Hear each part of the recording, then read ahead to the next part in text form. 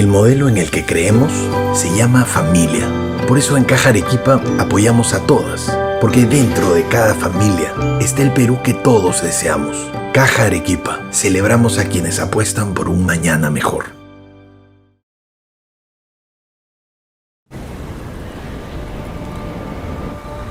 En Cerro Verde, avanzamos de la mano de cada arequipeño.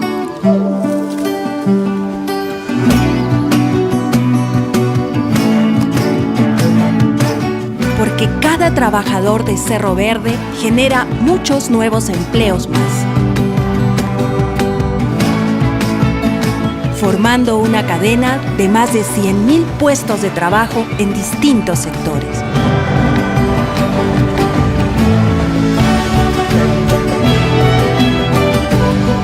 Juntos somos más trabajo. Cerro Verde, Arequipa y tú. Juntos hacemos la diferencia. Por Isabelita. Por Donna. Por Elizabeth. Por Jacinta. Por Juanita. Por Julia. Por mí. Por Lila. Por Rocío. Por María. Por Irelú y Andrea. Por ellas y para ellas.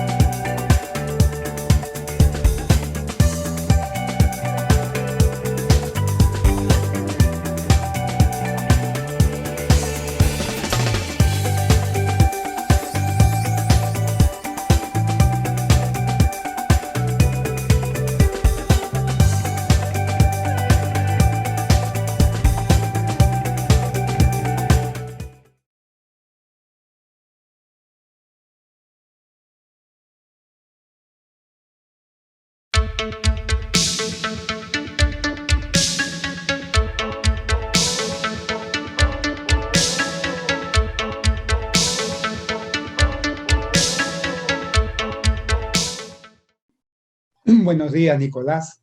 En primer lugar, un saludo a todo el pueblo arequipeño, que sé que masivamente está viendo este evento.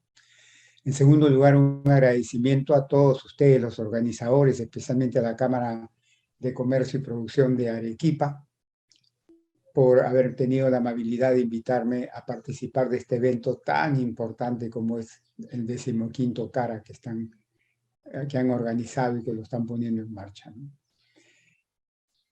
El tema que me han encargado desarrollar es un tema que hoy día realmente es crucial para el futuro de nuestro querido país, y es el tema económico, porque ustedes saben que del comportamiento de la economía depende mucho, no todo, pero mucho del bienestar de una sociedad, ¿no? Entonces, lo que vamos a hacer ahora es pasar una revista comentada, ¿no?, a la situación económica de nuestro país hasta el momento, y también ver, por lo menos hasta el año 2022, el año que viene, ver cómo se vislumbra el comportamiento de la economía. Antes de empezar, quisiera hacer 3 precisiones. Primero, lo que yo hago es agarrar un modelo teórico, lo aplico al caso peruano y saco un diagnóstico y luego una receta, desde mi punto de vista, como un doctor que va a un paciente, le hace una serie de análisis, llega a un diagnóstico y en función del diagnóstico receta. Algo similar voy a hacer acá. Pero a la hora de traspasárselo a ustedes, ese diagnóstico y esa receta, yo me esfuerzo en hacerlo en términos muy sencillos, muy simples, para que las personas, sin tener que saber economía, puedan entender lo que está pasando hoy día en el Perú. Pero a veces sucede que por la simpleza de mis ejemplos, alguien podría pensar, oye, este es un charlatán porque mira lo que está diciendo, cosas del día a día. No se equivoque. Lo pongo así para que las personas que no sepan en absoluto economía puedan perfectamente entender lo que está pasando con nosotros, con la economía peruana. El segundo punto que quiero enfatizar es, yo solo uso estadísticas oficiales o del INEI, Instituto Nacional de Estadísticas Informáticas, que es el órgano oficial que te produce las estadísticas económicas y sociales en el Perú, y también a veces del Banco Central de Reserva del Perú. También a veces uso data que proviene de esa institución. Entonces, todo mi análisis está realizado en base a data oficial. Nos guste o no nos guste, es la data que hay que por lo menos desde mi punto de vista, hay que seguirla. Y hay que tomarla para hacer el análisis, digamos, ¿no? Y en tercer lugar, dejar muy en claro que mi análisis trata en la medida de lo posible de ser un análisis imparcial. Yo nunca mezclo cuestiones sentimentales o ideológicas cuando hago análisis de la economía peruana. Podrán estar en desacuerdo con el enfoque teórico, el modelo teórico que yo use. Hay otros modelos teóricos que seguramente algunos colegas míos o el mismo gobierno o el mismo Banco Central usan, pero es mi punto de vista. Y lo que quiero enfatizar es que yo no mezclo cosas. Trato de ser lo más imparcial posible a la hora de hacer los análisis y recomendaciones. Dicho esto, vamos a empezar a hacer el análisis de la situación económica y social peruana.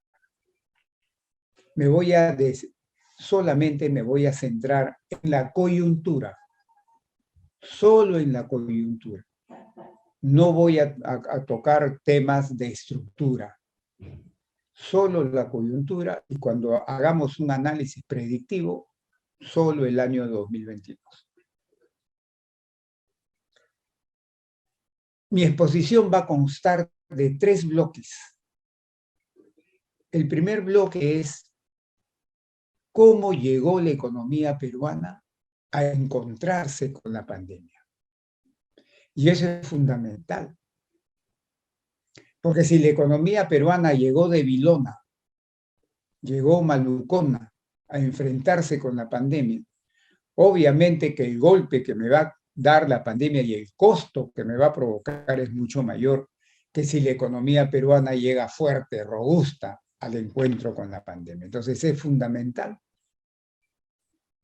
determinar cómo llega la economía peruana al encuentro con la pandemia. El encuentro con la pandemia en nuestro querido país se dio a partir del 15-16 de marzo, justo a mitad de mes de marzo. Ahí fue el encuentro con la pandemia. El segundo bloque es ¿qué nos hizo la pandemia? ¿Qué costo nos produjo la pandemia? Y el tercer bloque es ¿y hoy día cómo estamos?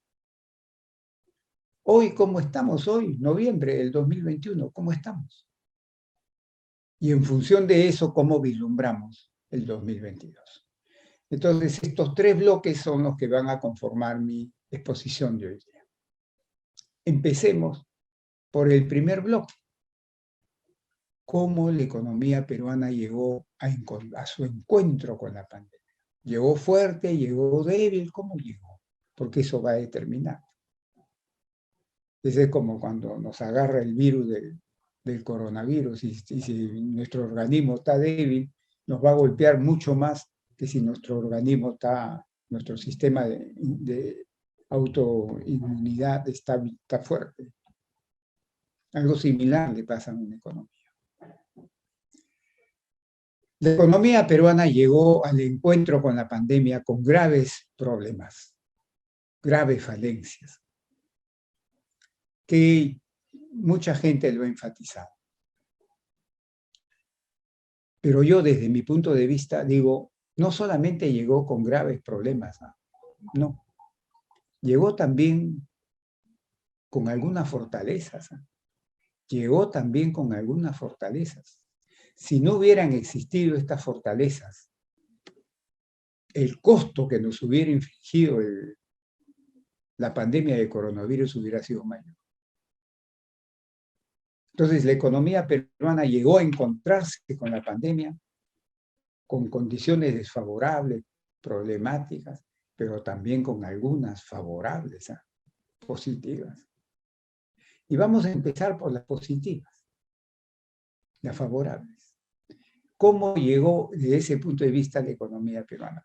Principalmente con 3 situaciones que nos ayudaron a reducir el costo económico y social de la pandemia. Primero, la economía peruana llegó con un buen espacio fiscal. ¿Qué significa espacio fiscal? Significa que la economía peruana llegó con recursos para afrontar los gastos que la pandemia le iba a ocasionar, tanto en el aspecto de seguridad social, desde el punto de vista médico, como desde el punto de vista económico, los gastos que tenía que hacerse. No llegamos así, como llegaron muchos países de Latinoamérica y de Sudamérica. Nosotros llegamos con un relativamente adecuado espacio fiscal, holgado de espacio fiscal. Por ejemplo, dirán ustedes, a ver, ponte un ejemplo, González Izquierdo, güey. Así como hay familias que siempre tienen un guardadito en su casa para que en algún momento de algo que surge en forma inesperada, sacan el guardadito y lo enfrentan a una enfermedad, un accidente, ¿no? Los países normalmente también hacen su guardadito.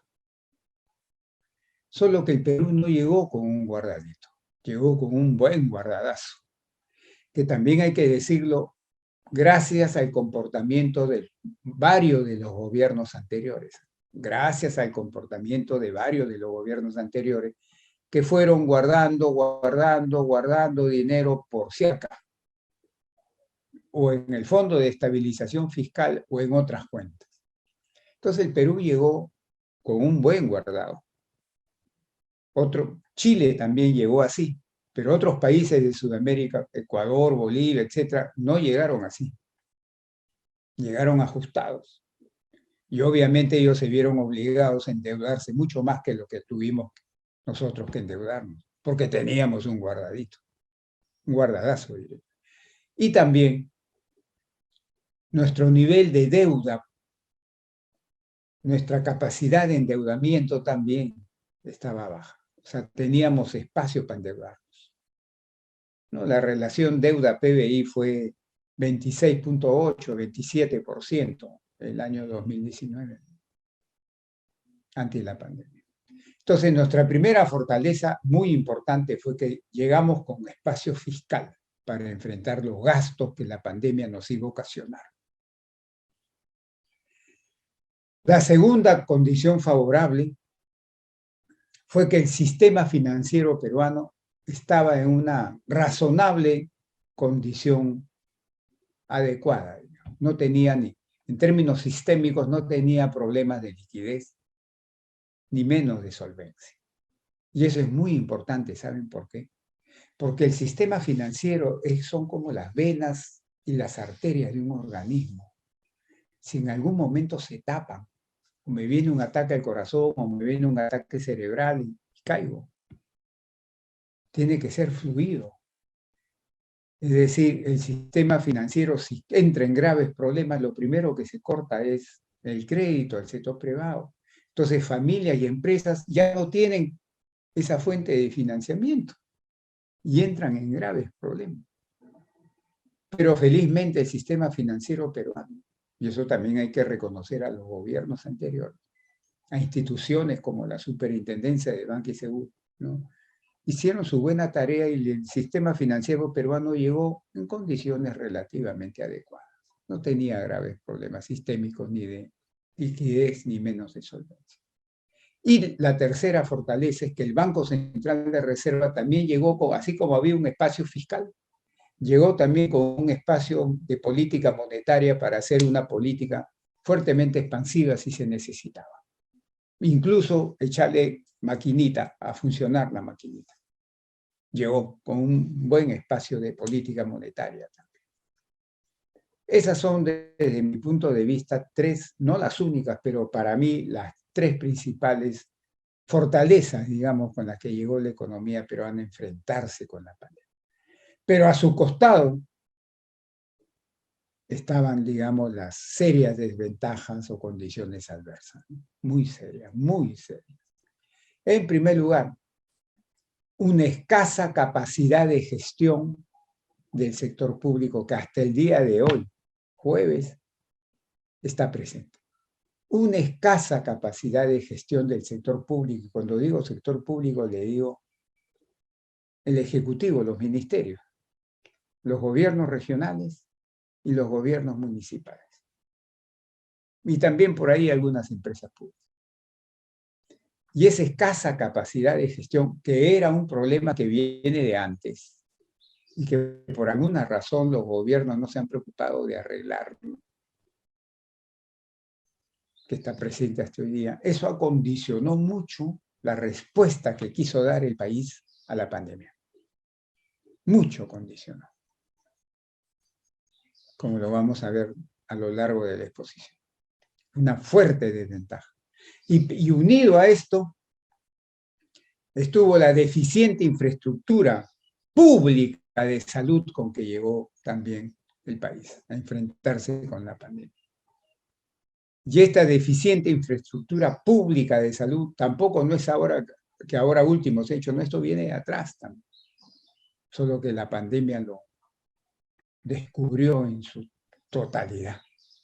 ¿Se acuerdan, amigos, que no había ni siquiera oxígeno? ¿Se acuerdan las colas que hacía la gente y la televisión lo sacaba? ¿Se acuerdan ustedes que no había camas UCI? Gente que fallecía por eso, por falta de oxígeno, ¿se acuerdan? O sea, el sistema público de salud llegó en una situación deficiente. Y también eso condicionó mucho los resultados, los costos de la pandemia. Segundo, la dualidad del mercado laboral, que también es un problema que viene de atrás. Un sector informal laboral muy grande y un sector formal laboral muy chico. Eso también condicionó fuertemente los resultados de la pandemia en la economía peruana. Al extremo que cuando el gobierno al inicio quería llegar con bonos a la gente que de verdad necesitaba, no lo podía hacer, tenía que centrarse en el trabajador formal porque a ese sí lo tiene identificado, pero al grueso de trabajadores informales no los tiene identificados, no saben cómo se llaman ni dónde viven. Entonces, ¿cómo les voy a enviar recursos? Condicionó muchísimo la respuesta. La dualidad del mercado laboral, que está hoy día peor de lo que teníamos en el prepandemia. Y tercero, la baja velocidad de crecimiento económico con el que llegaba la economía peruana. Si agarramos el periodo 2014-2019, porque el último año prepandemia es el 2019, ya que en marzo del 2020 empezó la pandemia en el Perú y el combate a la pandemia. En ese periodo 2014-2019, que fueron 6 años, el crecimiento promedio anual fue 3%, por debajo del crecimiento potencial que podía producir la economía peruana. Crecimiento potencial, algunos lo estimaban en 3.5, 3.6 y otros lo estimaban cerca a 4%. Pero en todo ese periodo, en promedio, se creció 3%. Y el año 2019, justo el año prepandemia, crecimos 2.1, para efectos prácticos 2% se creció en el año prepandemia. El año prepandemia 2019 fue un año mediocre, no fue un año bueno para la economía peruana, fue mediocre. La economía estuvo bien por debajo del crecimiento potencial que podía tener la economía. Para que me entiendan, ese es como un carro que ustedes compran y el fabricante dice, este carro te puede rendir velocidad de crucero 100 kilómetros por hora. Tranquilamente. Y ustedes están yendo a 40 kilómetros por hora, pudiendo ir a 100. Están desperdiciando crecimiento y están desperdiciando bienestar. Eso sucede cuando un país crece debajo de su potencial. Y eso nos pasó en todo el periodo 2014-2019 y especialmente el 2019, el año prepandemia. Entonces, eso también fue una desventaja, una debilidad que llegó la economía peruana al encuentro con la pandemia. Y ahí nos cayó la pandemia. Y obviamente el gobierno de ese momento del señor Vizcarra reaccionó como habían reaccionado todos los gobiernos en el mundo. ¿Cómo reaccionó el gobierno del señor Vizcarra? Poniendo las manos así. ¿Cómo? ¿Así? Sí. Oye, ¿qué significa eso? Que tomó medidas drásticas, como correspondía. Tomó medidas drásticas, pero desde el punto de vista de salubridad pública. Esto no fueron medidas de tipo económico, sino medidas de tipo de salubridad pública para evitar o disminuir que cuando llegue la pandemia cause muchas enfermedades, contagios y muchas muertes. Entonces los gobiernos hicieron esto y el gobierno del Perú también hizo esto. Que básicamente, no únicamente, pero básicamente fueron 3 medidas. Distanciamiento social, cuarentena casi total, ¿se acuerdan? Y además de eso, cierre de fronteras, internacionales y nacionales también, ¿se acuerdan? No podíamos viajar a provincias y no podíamos ni salir ni entrar del país. Pero esas medidas se tomaron para esto, para disminuir el impacto en la salud pública de la pandemia. No fueron medidas de corte económico, no. Pero estas medidas, en forma indirecta, ocasionaron un costo económico muy grande en la economía peruana. Acuérdense cómo llegábamos, ¿eh? Acuérdense cómo llegábamos. Nos cayó ahí y ocasionó un costo muy grande en la economía peruana. Por ejemplo, en el mes de abril, todo el mes de abril, en que estaban en vigencia plena estas tres medidas principales. ¿Saben cuánto creció la economía solo en ese mes? ¿Saben cuánto creció? Menos 40%. ¿No? O sea, se fue una caída así vertical.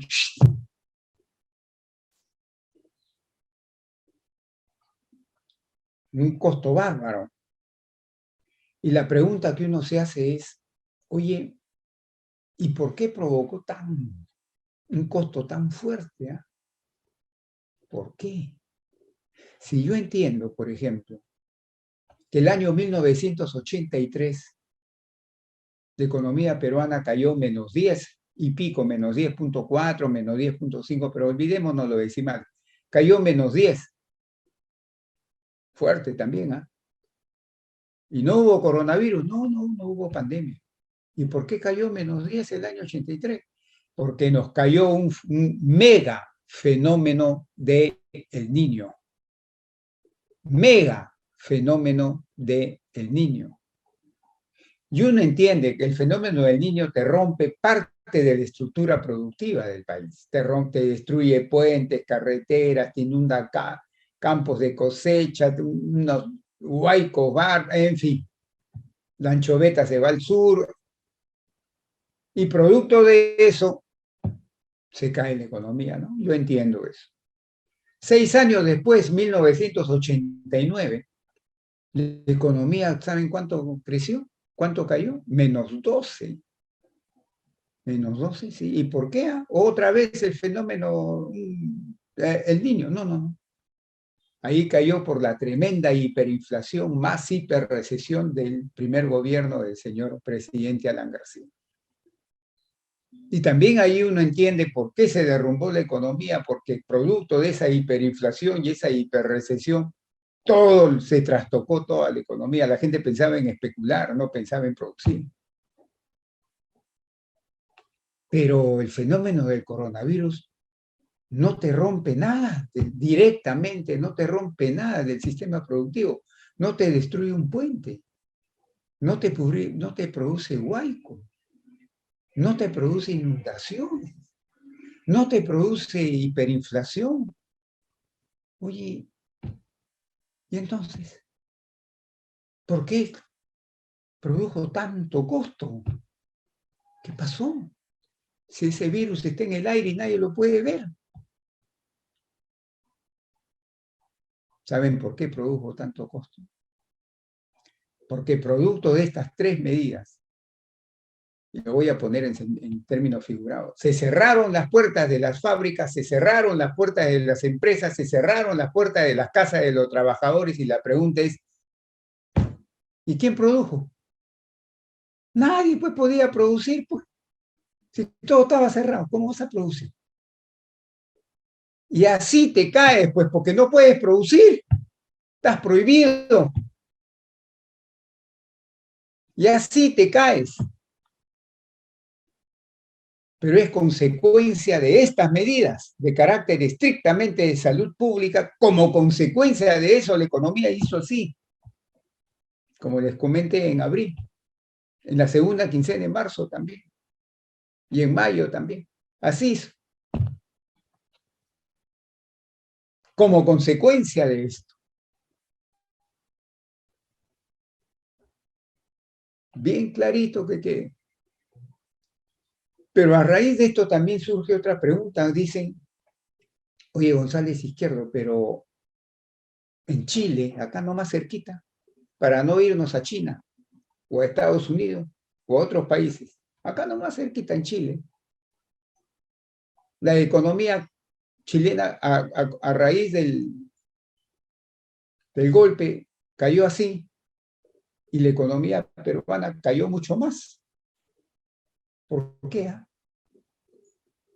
¿De qué depende la magnitud del costo? Porque en la vida real, ¿qué hemos visto? que en algunos países el costo económico era así y en otros países mucho mayor. ¿Por qué? Yo entiendo ya de que el costo se produce como consecuencia indirecta de estas medidas de salubridad pública, ya. Pero ¿por qué la diferencia de costos? Si casi todos los países hacían esto. La respuesta es básicamente una. No únicamente, pero básicamente un factor. ¿Y cuál es ese factor?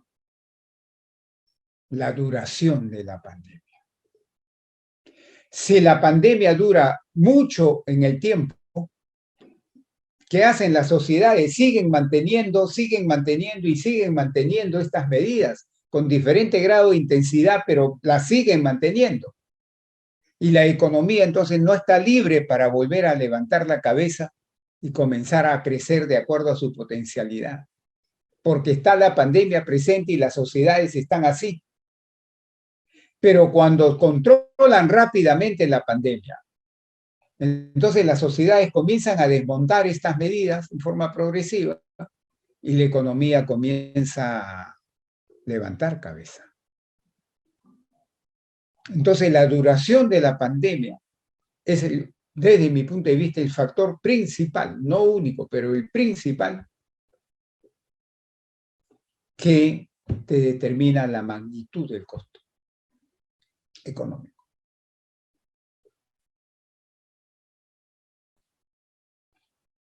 Y vean ustedes en el caso peruano hasta cuánto duró, incluso hasta ahora estamos con problemas de la pandemia, la presencia de la pandemia. Y alguien diría también, oye González Izquierdo, ya también te entendí esto segundo, la duración, porque si la pandemia dura, mayor el costo económico. Si la pandemia dura menos, menor costo económico. Ya te entendí, pero ¿y de qué depende la duración de la pandemia? ¿Puedes contestar? Sí, también puedo contestar. En lo fundamental, no únicamente, pero en lo fundamental de un solo factor, como otra vez un solo factor. ¿Y cuál es este? La calidad de la respuesta del sistema público de salud. Justamente esa deficiencia con la que llegó nuestro querido país a encontrarse con la pandemia. ¿Se acuerdan que conversamos hace un ratito? Que el sistema público de salud no estaba bien. Entonces no estaba en capacidad de dar una respuesta eficiente al tema de la pandemia. Y por consiguiente no pudo controlar la pandemia sino en mucho tiempo. Vuelvo a decir, ¿se acuerdan que no había ni balones de oxígeno? Ni camas UCI, ni siquiera camas ya no UCI. Y no había ni personal preparado, porque las camas UCI no es solo que tú compres la cama, la adecúes, no. Tiene que tener médicos especialistas en ese tratamiento y enfermeras especialistas en ese tratamiento. No cualquier enfermera te puede hacer ese trabajo. No estaba preparado el sistema público de salud. Y eso hizo, obviamente, que la pandemia siga y en el tiempo rebrotara, como pasó en el Perú.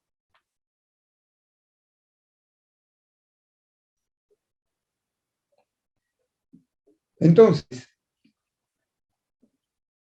cuando llega la pandemia nos produce, pues, nos agarra y con nuestras fortalezas, pero sobre todo salen las debilidades que traíamos y condicionó fuerte el costo.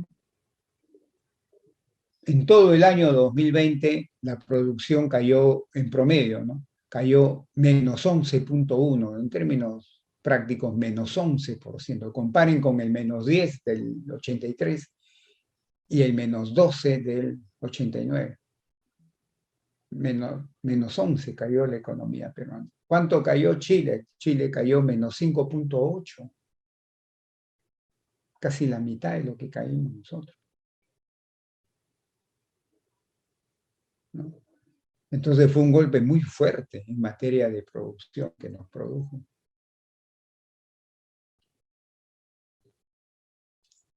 También, paralela a la caída en la producción, se produjo un desplome también del empleo. ¿Sí? Ahí tampoco tengo que saber de economía para darme cuenta de eso. Si las empresas entran en problemas, lo que hacen es o despiden a la gente o la mandaron a la suspensión perfecta de labores. En minoría, la suspensión perfecta de labores, el grueso fue despido simplemente.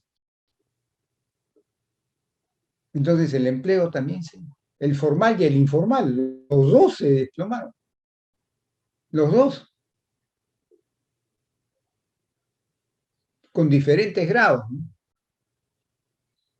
A la gente, a los trabajadores con mayor grado de capacitación, educación, que podían hacer teletrabajo, ahí la cosa se moderó, pero el grueso de las personas que no podían hacer teletrabajo porque no tienen la capacidad educativa, ¿no? El respaldo educativo, de entrenamiento, educación, capacitación, etc.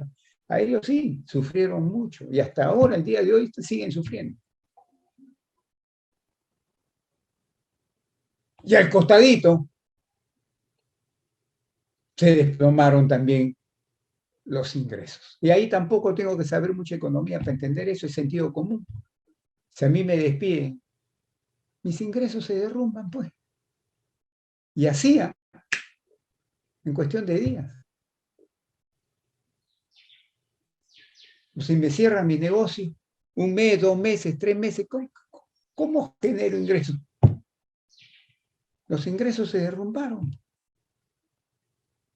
Entonces, ¿qué nos produjo de ese punto de vista la pandemia? Se cayó la producción, se desplomó la producción, se desplomó el empleo y se desplomaron los ingresos. Pero eso no solamente fue parte del costo. Hoy día en el mundo y acá en el Perú ya se está tomando conciencia, ¿saben de qué? Del costo de la educación. Que eso va a pasar factura no hoy día, eso va a pasar factura en el mediano y largo plazo. Tener casi 2 años con problemas graves de educación. No tanto a nivel superior, pero sí a nivel inicial, primaria, secundaria y de capacitación técnica. Y eso va a pasar factura. El costo en términos de educación.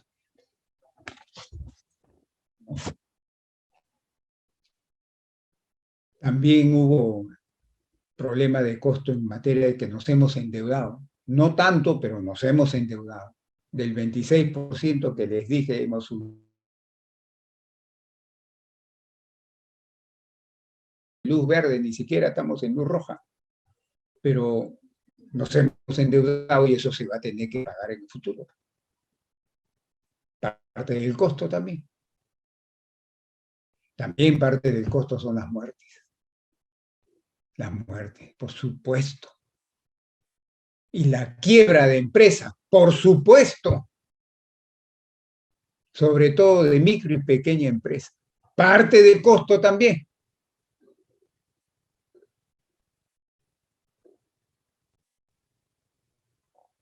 Entonces, cuando nos cae la pandemia, nos produjo estos costos que acabo de mencionar. Los que he cuantificado son los que sacan las cifras oficiales, porque los otros costos de la educación, eso no se ha cuantificado todavía.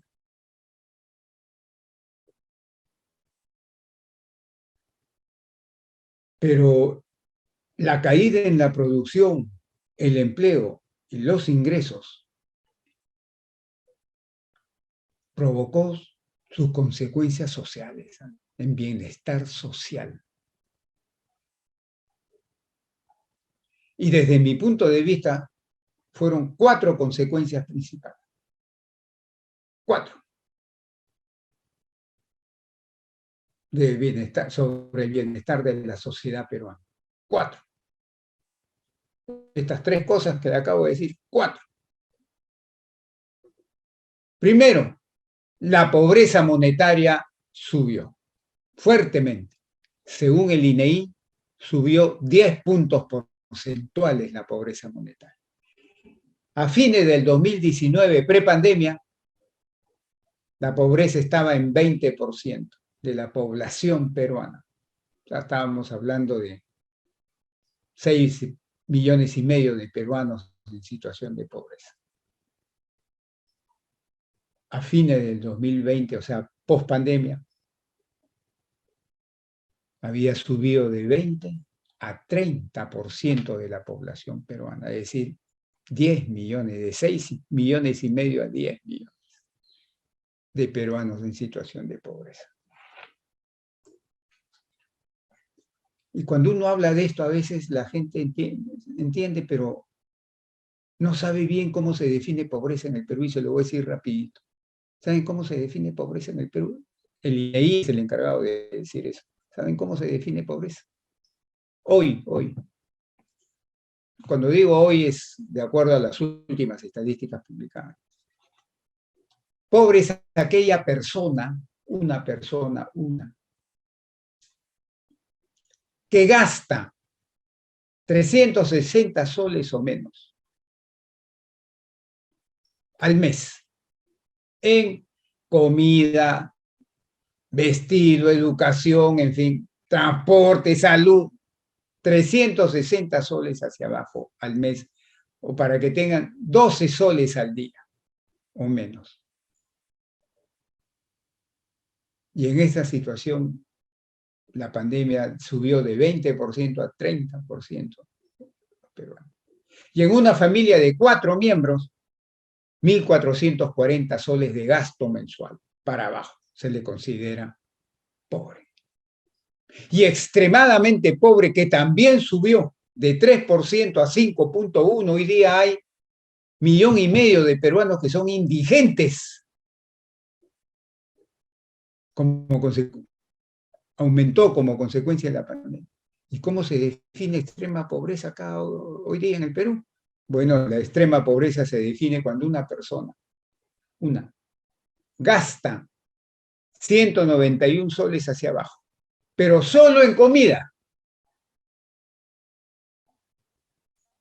O para que lo tengan en términos diarios, 6 soles 40 al día hacia abajo. 6 soles al día. Hoy día, 1,5 millones de peruanos están en esa situación, viviendo así, como consecuencia de la pandemia, el aumento. Segunda consecuencia sobre el bienestar social. Aumentó la informalidad, laboral y empresarial, porque son dos tipos de informalidad, laboral y empresarial. Aumentó. Según el INEGI, la informalidad laboral, en un informe preliminar que sacó, yo creo que es más, pero el informe que sacó el INEGI dijo que había aumentado entre 3 a 4 puntos porcentuales. O sea, si a fines del 2019, prepandemia, la informalidad laboral era 72% del total, hoy día está entre 75 y 76% del total. Aumentó. Y la informalidad empresarial está bordeando los 80, está alrededor de 80%. Eso tiene graves incidencias en el comportamiento de la economía, fundamentalmente por la productividad, y en el comportamiento de la sociedad también. Su correlato es pobreza y extrema pobreza. Bueno. Tercer efecto. La sociedad peruana, amigos, se ha vuelto más desigual a consecuencia de la pandemia. La desigualdad en la distribución del ingreso, de la riqueza y sobre todo de las oportunidades se empeora.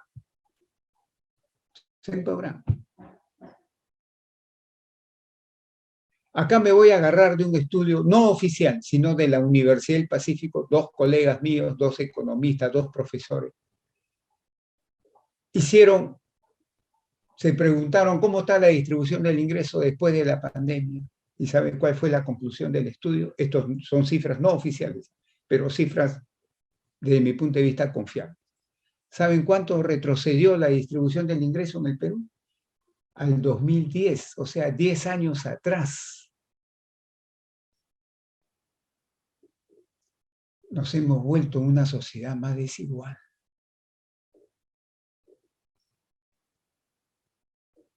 Y finalmente, cuarto, nos hemos vuelto una sociedad con más violencia. y la inseguridad ciudadana que a mí me atormenta cuando veo yo las noticias. Está así.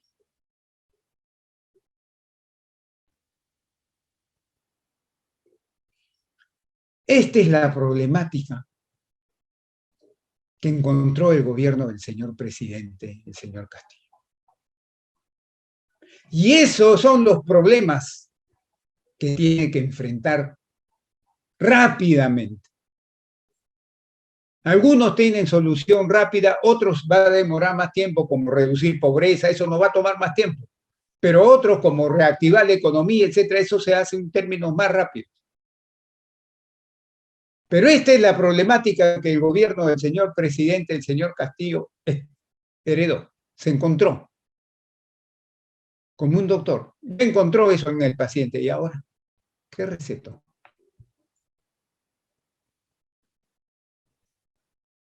Y acá entramos a al tercer componente, al tercer bloque de mi exposición. Ya hemos visto cómo llegó la economía peruana al encuentro con la pandemia. Ya hemos visto los costos que nos produjo esa pandemia y por qué. Y ahora vamos a entrar a al tercer bloque. ¿Cómo estamos? Ya les acabo de decir. Para que me entiendan en términos más fáciles, les voy a poner este ejemplito. Dos ejemplitos les voy a poner. Supongamos que González Izquierdo va caminando y sin darme cuenta, ¡pum!, me caigo en un pozo profundo. ¡Ah, me caigo! Pues no me di cuenta y ¡pam!, me caí. Y González Izquierdo se cae vertical hasta que choca con el fondo. Y una vez que choco en el fondo, ¿cuál es mi preocupación inmediata? Es comenzar a escalar por una de las paredes del pozo, comenzar a escalar para llegar a la superficie. Y quizás pedir auxilio, ayuda, o si estoy bien, salir del hueco y comenzar a comportarme en forma normal. Pero mi primera preocupación después de esta caída es escalar por la pared hasta tratar de llegar a la superficie. Ese es mi objetivo inmediato. Algo similar le pasó a la economía peruana. Cuando se cayó así, como le dije, la segunda quincena de marzo, todo abril, parte de mayo. ¿Se acuerdan? El menos 40% en un mes solo en abril. Fue una caída así. Cuando tocó el fondo, la economía peruana también ha tratado de hacer esto para llegar a la superficie. ¿Y qué cosa es llegar a la superficie en materia de economía? Es llegar a la situación prepandemia. ¿Y qué cosa es la situación prepandemia? Llegar a la situación que teníamos en el año 2019. Pues. Que acuérdense que no fue un año bueno, fue un año malo, mediocrón. Pero por lo menos llegar a esa situación para después ver cómo me mejoro. Pero mi objetivo inmediato es llegar a la situación del 2019. Ese es llegar a la superficie. Y en eso ha gastado muchos meses la economía peruana, que ahorita lo vamos a ver, cómo estamos ahorita. ¿Ya llegamos a la superficie o todavía? Y el segundo ejemplo que quiero ponerles para que lo entiendan fácilmente es lo siguiente. Supongamos que estamos en una reunión familiar y en eso uno de nuestros familiares se desploma. Nos asustamos, lo agarramos, lo subimos a un carro, nos vamos a un hospital ¿y dónde lo metemos? Por emergencia, ¿no?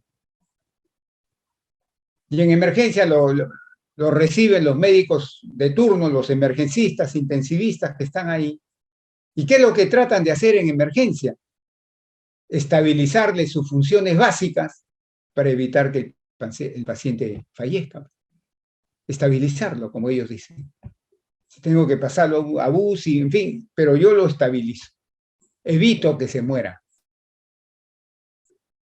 Y una vez que lo estabilizo, lo paso a sala de recuperación y ahí empieza su recuperación con los médicos que le recetan hasta que le dan de alta y se va a su casa sana. Eso que le pasa a un ser humano también le pasa a la economía peruana. ¿Cómo, González Izquierdo? También algo similar a la economía peruana, algo similar le pasa a la economía peruana. En la segunda quincena de marzo, abril y parte de mayo, la economía peruana empezó su emergencia. Y lo recibieron 2 médicos. 2. ¿Cómo? ¿2 médicos? ¿Pero qué médico vas a hablar? ¿Qué médico va a recibir a la economía peruana? Sí, 2 médicos. ¿Quiénes fueron? El Ministerio de Economía y Finanzas, con sus medidas de política fiscal, y el Banco Central de Reserva, con sus medidas de política monetaria. Que en esa etapa de emergencia fueron medidas para evitar que el sistema colapse. Y básicamente buscaron 3 cosas.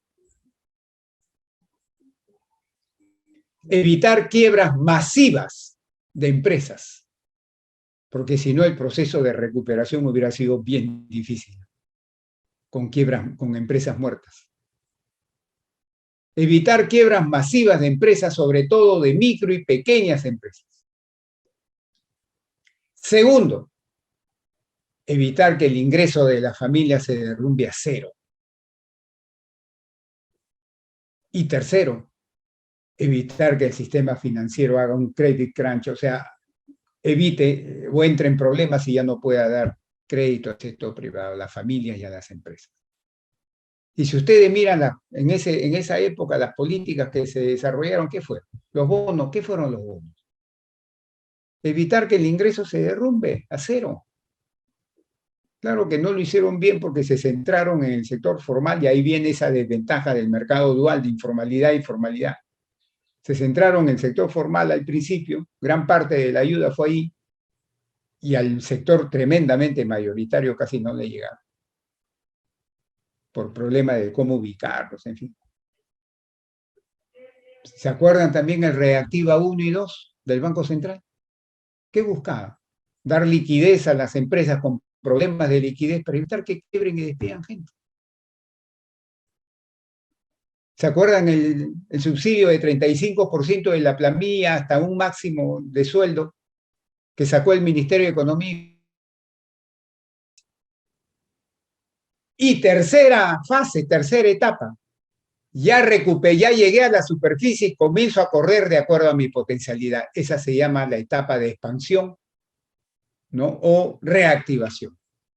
Hemos superado la etapa de emergencia y yo creo que recién estamos en la etapa de recuperación. No estamos entrando todavía a la tercera y última etapa, que es la de expansión o reactivación.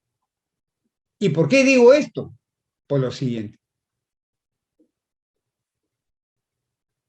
Hoy día la economía peruana está escalando desde mayo del año pasado, 2020, comenzó a escalar para llegar a la superficie. Y en materia de producción, el mes de mayo, junio, julio de este año ya se llegó a la superficie.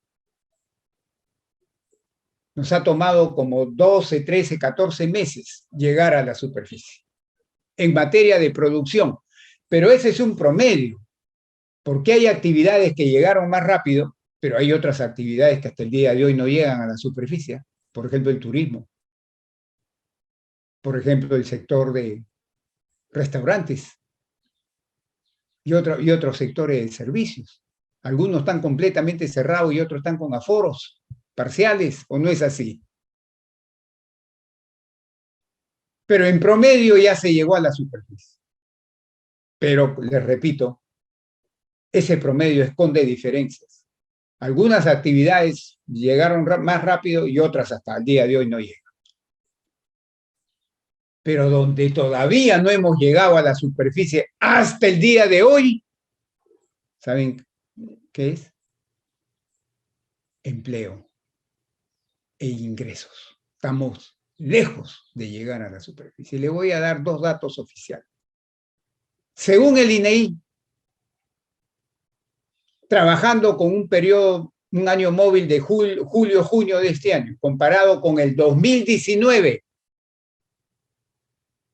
para ver si se llegó a la superficie.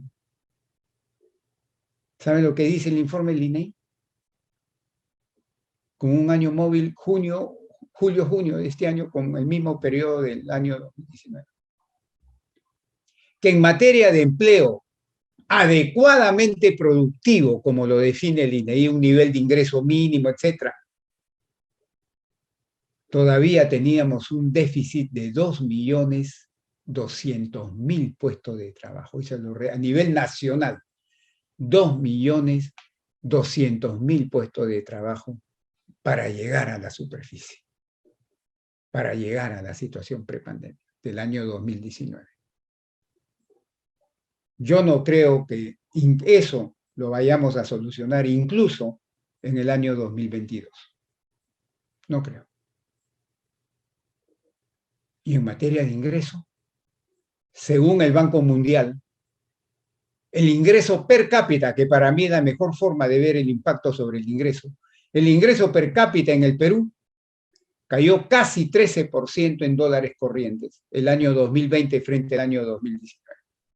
Una caída fuerte, casi 13%.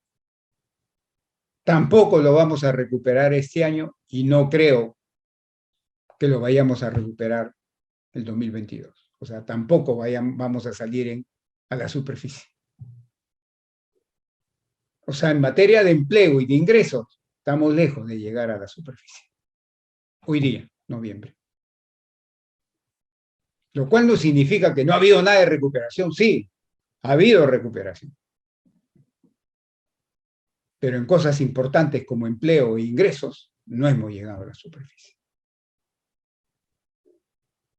Muy bien. Para terminar, ¿qué se puede hacer, González Izquierdo? Porque a veces mucho es el diagnóstico, pero acá lo que importa es la receta. ¿Por qué no saca la receta? Yo no puedo ponerme en los pies del gobierno del señor Castillo. Yo voy a dar mi punto de vista, mi recomendación. ¿Qué debiera de hacerse? Porque hoy día la economía está, como lo acabo de explicar, en un proceso débil de recuperación. A eso nos ha llovido sobre mojado. La inflación está subiendo fuertemente, sobre todo la inflación de alimentos, combustible, electricidad, transporte. Así está. Y es probable que siga estando así unos meses más. Y cuando suben los precios, sobre todo de alimentos, ¿a quién golpeas más? Es a los sectores de bajos ingresos. Porque no hay suficiente trabajo. No ha habido recuperación importante de ingresos. Y le suben los precios. Asfixia. Por eso es que en esta encuesta de Ipsos, la última que sacó, cuando le preguntan a la gente cuál es uno de los principales problemas que tiene, el costo de vida responde. No me alcanza. Claro, ¿cómo te va a alcanzar? Tercer problema ahorita, el precio del dólar. El precio del dólar. ¿Por qué está subiendo el precio del dólar? Desde mi punto de vista, por un factor principal. ¿Cuál es ese, González Izquierdo? La tremenda inestabilidad política, económica e institucional que se está viviendo de hace algunos meses en el Perú y no ha desaparecido hasta ahora. Esa incertidumbre, esa inestabilidad es la que produce ajustes de portafolios financieros en los agentes económicos y te hace subir el precio del dólar. Y lo último que está pasando, y mucha gente no se está dando cuenta, te están subiendo las tasas de interés. Porque el Banco Central, al ver el aumento en la inflación, está tomando sus medidas que básicamente es subir tasas de interés. Las tasas de interés para préstamos de corto plazo, de 1 mes a 24 meses, está así. Y las de mediano y largo plazo también están subiendo. Poco menos, pero también están subiendo. Y eso va a afectar el bienestar de las familias y de las empresas, obviamente. Entonces, toda esa configuración de hoy día, ¿qué receto yo? El gobierno tendrá su receta y otros tendrán otra receta, pero mi receta es la siguiente. Básicamente hay que hacer 4 cosas, no únicamente, pero básicamente 4 cosas. ¿Cuáles son? Primero, seguir con el proceso de vacunación con el acelerador a fondo. ¿Por qué? ¿Por qué? Para alcanzar la inmunidad de rebaño. ¿Por qué? Porque alcanzando la inmunidad de rebaño es como si yo agarrara a la pandemia, y le pegara una patada en el fundillo y lo saco del horizonte económico del país. No al virus, porque el virus va a seguir mucho tiempo. A la pandemia la saco con la inmunidad de rebaño. Y eso significa vacunar entre 75 y 85% de la población, por lo menos 25 millones de peruanos con sus 2 dosis. El gobierno ha anunciado hasta hace 2 días un poco más de 16 millones de peruanos con sus 2 dosis, lo cual está bien. Está bien, por supuesto que está bien. Pero hay que acelerar eso para que ojalá en el primer trimestre del próximo año alcancemos inmunidad de rebaño. Primero, para que la economía pueda respirar libremente y desarrollarse de acuerdo a sus potencialidades. Segundo, reducir fuertemente la incertidumbre política, económica e institucional, porque sin eso, el gasto privado, que es el que pesa en este país, sobre todo la inversión privada, va a estar coaccionada, va a estar condicionada, va a estar disminuida. Y ahí la respuesta la tienen los políticos, no los economistas. Los políticos. Tercero, se tiene que promover, y utilizo el concepto de promoción, la inversión privada, porque sin inversión privada, por ejemplo, no hay trabajo estable. El gobierno te puede dar trabajo transitorio, te contrata para hacer una pista, tienes trabajo 3, 4 meses, y cuando se acaba la pista, te van a despedir. Y quedaste en la misma. Y tienes que promover, y si es posible, conseguir un shock de inversión privada. Y por último, tienes que hacer, y ahí estoy yo pidiéndole al gobierno que yo creo que está cometiendo un grave error, tienes que hacer una política de gasto en inversión público expansiva.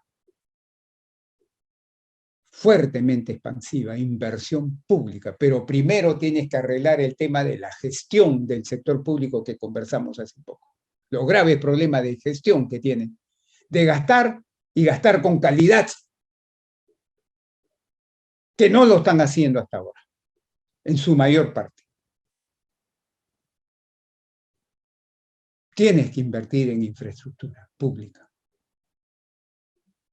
Lo necesita el país. Y dentro del concepto de inversión pública en infraestructura tienes que meter digitalización. Porque ya nos empezó a llegar la 4ª revolución industrial. Ya llegó. Se está metiendo a la economía peruana. Pero para que no nos haga no nos haga más daño, más costos que beneficios, se tiene que crear la infraestructura necesaria para que el sector privado tome esa llegada de la 4ª revolución industrial y la aproveche en beneficio, en crear beneficio. Se tiene que invertir en eso también. No es posible que, según el INEI, solo el 40% de hogares peruanos este año tienen acceso a Internet. Solo el 40%. Cuando sacó su informe en abril de este año. Solo el 40%. Que haya subido ya a 50%, pero aún así. Ese es un hándicap fuerte que está dando el país frente a otros países. Hay que invertir en modernidad, en digitalización.